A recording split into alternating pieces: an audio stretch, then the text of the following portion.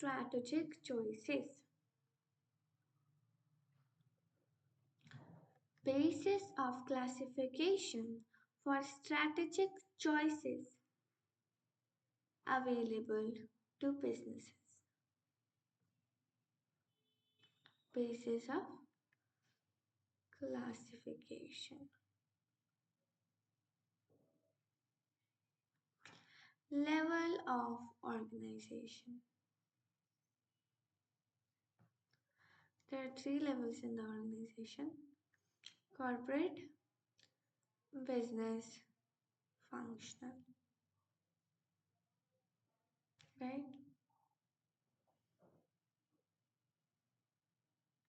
Competition oriented, competitive strategies are cost leadership, differentiation, focus.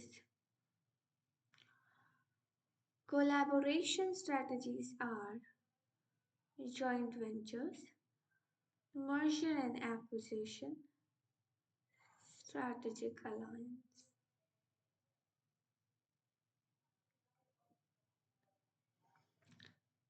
Stages of business cycle: introduction, which is market penetration strategy; growth, growth expansion strategy; matures, stability strategy; decline, retrenchment and turnaround strategy.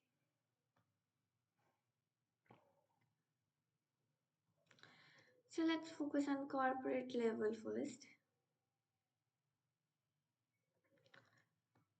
Corporate level strategic choices are made by top executives such as CEO and board of directors. These decisions shape the overall mission, vision, and long term goals of the entire organization. Example Examples include decisions about diversification, merger and acquisition, entering new markets, and major investment in research and development. These choices define the organization's scope and market positioning. Business level strategic choices are made by middle managers responsible for specific business units, divisions, managers responsible for specific business units, divisions within organization. They focus on how to compete effectively within a particular market or industry. Examples include market segmentation, product development, pricing strategies, competitive positioning. These choices align with the corporate level strategies but but are specific to business units objective. Functional level strategies may are made by departmental or functional managers such as marketing, operation, finance, HR. They involve decisions on how to support the business unit's strategy with available resources and capabilities. Examples include process improvements, resource allocation, talent development, and technology adoption. These choices are critical for executive business units and corporate level strategies effectively. Basic features of strategy are stability. In stability, the firm stays with its current business and product markets, maintain existing level of effort, and is satisfied with incremental growth. Expansion. Here, the firm seeks significant growth, maybe within the current businesses or by entering new business that are related to existing business or entering related that are or entering into new businesses that are unrelated to the existing business. Retrenchment strategy retrenches firm retrenches some of activities in business, drops the business, sellout or liquidation. Combination. The firm combines the above strategic alternatives in some permutation combination, so it will suit the specific requirement of the firm.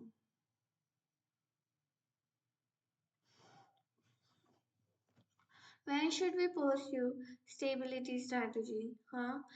It continues to serve in the same or similar markets and deals in the same products and services. This strategy is a typical for those firms whose product have reached the maturity stage and those who have a sufficient market share but they now need to retain that.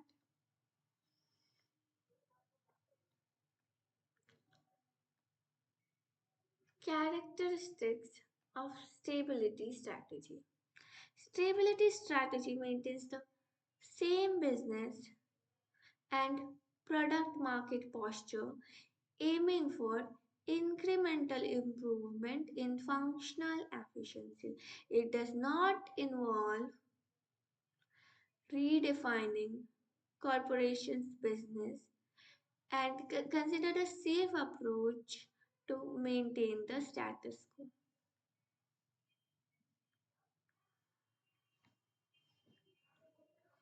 This strategy requires minimal fresh investment and carries lower level of risk.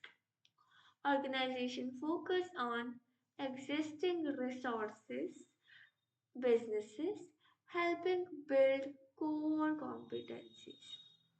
It is typically chosen by firms with modest growth objectives.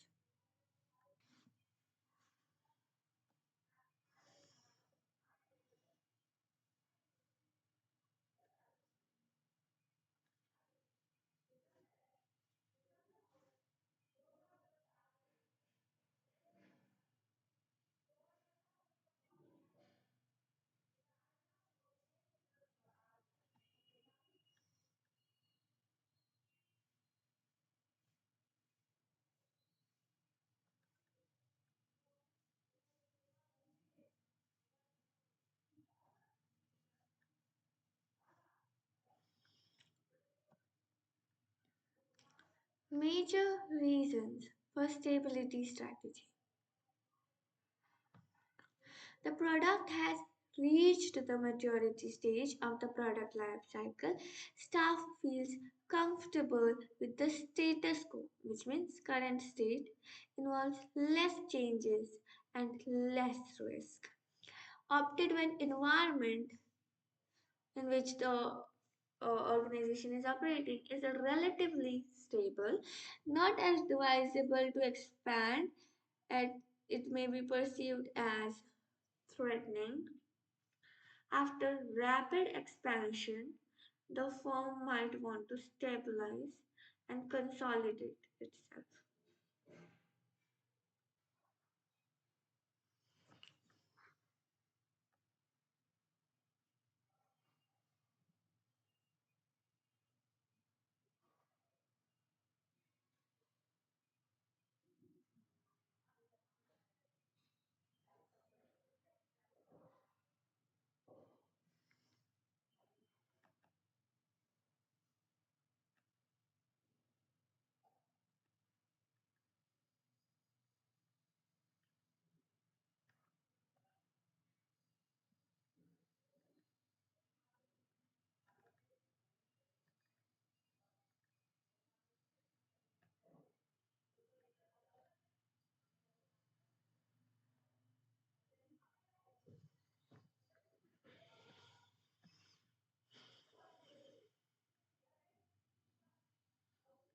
Examples of stability strategy. Steel Authority of India adopted stability strategy because of overcapacity in steel sector. It has concentrated on increasing operational efficiency of its various plants rather than going for expansion. NTPC and ONGC have adopted stability strategy instead of expansion. Why don't startups aim for stability?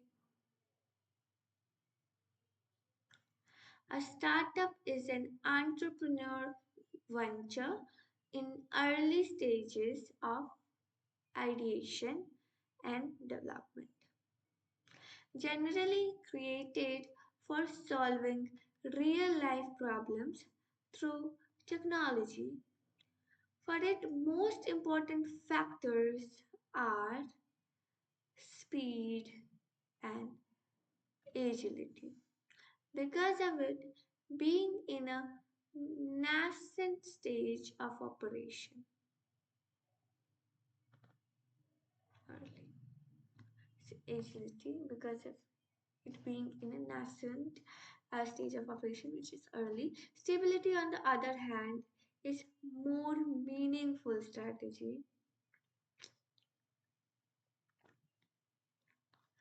when the size of operation is expanded to full capacity and business is at mature stage. Thereby, we rarely see startups aiming for stability.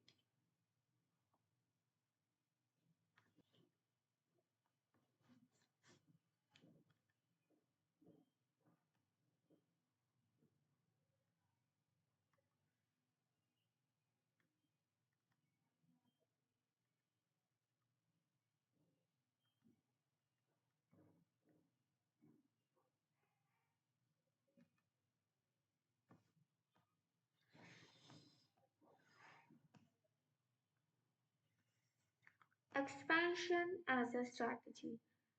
Expansion strategy involves a redefinition of the business.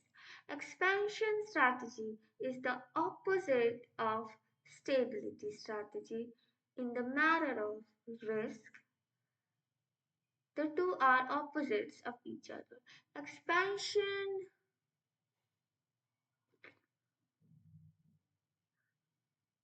Expansion strategy leads to business growth.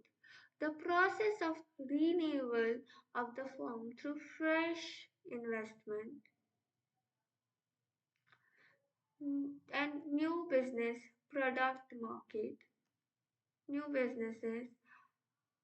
market is facilitated only by expansion strategy.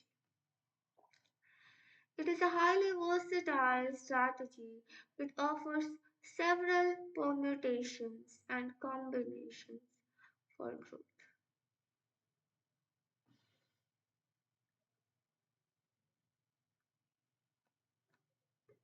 Major reasons for growth expansion strategy.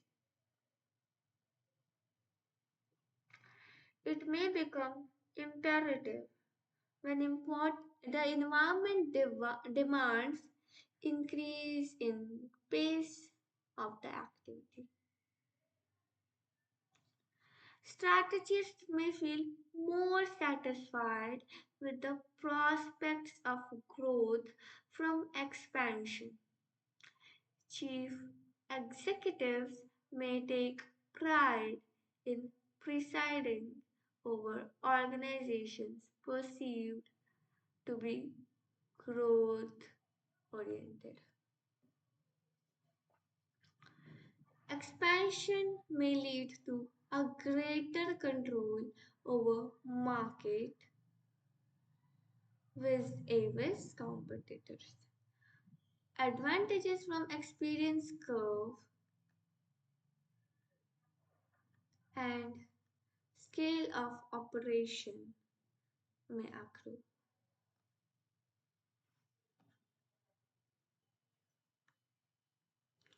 Presiding means possession with investments in relation to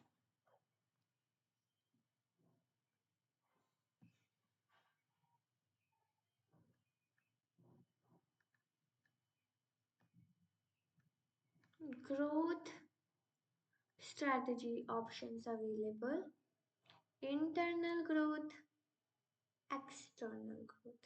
Internal growth, intensification, diversification. Intensification, eh, market penetration, market development, product development.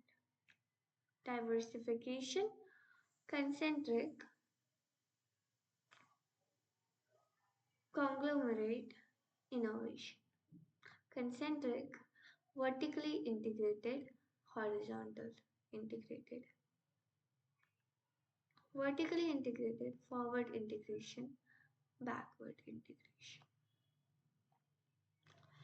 External growth, merger and acquisition, strategic alliance. Merger and acquisition, horizontal, vertical, co-generic, conglomerate.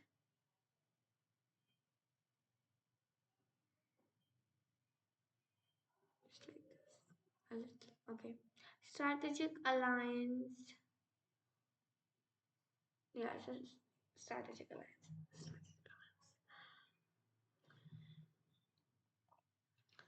Strategic choices for studying. Intensification means what strategic options do businesses have? Market development, market penetration, product development, market development, diversification. Market penetration, increase market share, increase product usage, increase the frequency used, increase the quantity used, find new application for current users. Product development, add product features, product refinement, develop product, a new generation, develop new product for same market. Market development means expand geographically, target new segments. Diversification involving new product in new market, that is related or unrelated. So intensification means market penetration, market development, product development, diversification. Market penetration is a highly common expansion strategy is market penetration or concentration on the current business. The firm the firm directs its resources to profitable growth of existing product and existing market. Market development consists of marketing present products to customers in related market areas by adding different channels of distribution or by changing the contents of advertising or the promotional media. Product development means substantial modification of existing product or creation of new but related items that can be marketed to the current customers through established channels. Diversification endeavors can be related or unrelated to existing businesses of the firm based on nature and extent of their relationship to existing businesses. Diversification endeavors have been classified into four broad categories.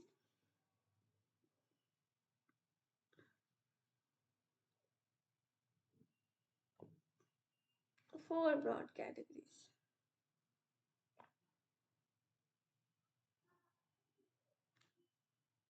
forward integration, backward, horizontal.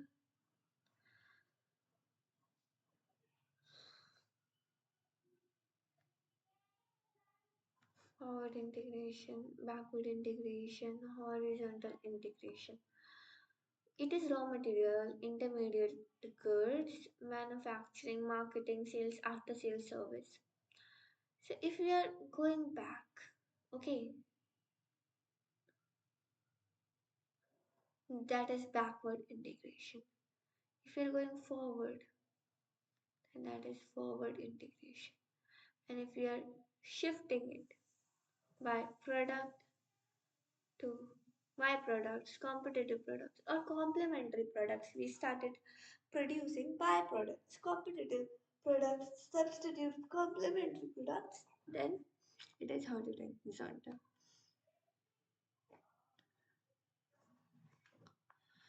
Vertically integrated diversification, firms opt to engage in businesses that is related to the existing business of the firm, remains vertically with the same process sequence, moves forward or backward in the chain, and enters specific product step with intention of making them into new business of the firm. Forward and backward integration is moving forward in value chain, entering business lines that use existing products. On the other hand, backward integration is a is a step towards creating effective supply by entering business of input providers. Horizontal integration, integrated diversification through the acquisition of one or more similar businesses operating at the same stage of production marketing chain, that is going into complementary products, byproducts, or taking over competitors' products. Related versus unrelated diversification. Concentric to diversification to amounts to related diversification. In concentric diversification, the new business is linked with the existing businesses through process, technology, marketing. Conglomerate diversification. In conglomerate, no such linkage exists. New business and products are disjoint from the existing businesses. It is unrelated diversification. Think about it. Is it really worth expanding so much to diversify our business? Worth expanding so much so to diversify a business into unrelated products? Despite of complexity, conglomerate diversification into unrelated financially makes a lot of sense. Create access to new pool of customers, expanding customer base allows access to markets, cross-selling new products leading to increased revenues. Further, it eases the management of losses in a business. Profits in one business can be used to keep loss-making business afloat with the same organization.